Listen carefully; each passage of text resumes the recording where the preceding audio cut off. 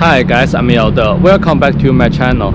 Today I'm going to take you have a listen what does Ford Motorsports Diverter Valve kit sounds like with ECS tuning air intake on my 2017 Audi A4. Before that, let me tell you why I need a diverter valve kit. And a diverter kit can recycle the compressed air from your turbo go back to the air intake, and it will prevent those air go back to your turbo and make the turbo spinning backwards. And when you turbo spinning backwards, and it's a not good thing. If you like the sound, you can also installing a blow-off kit, and the blow-off kit will make those compressed air directly go out. And if you like the sound, you can just installing the blow-off kit. If you like the air recycle to your air intake, then you just need to installing a diverter valve kit. And the sound from the diverter valve kit is not really loud. You can barely hear from the inside of the car. And later I'm going to set up the camera on the outside. And before that, let me show you the diverter valve. You can hard to see on camera, but it's mounted there.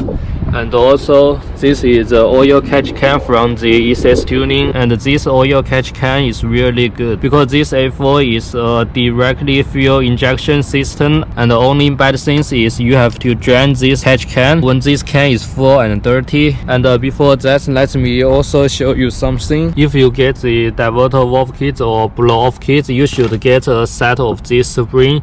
If your stock turbo pressure is higher than stock one, this instruction will tell you which the spring is matched to the turbo pressure. This will benefit for your turbo as well. And also I'm going to installing this ECS tuning oil filter housing later when I changing the oil. And this is what the stock diverter look like. Now let's we going to have a listen.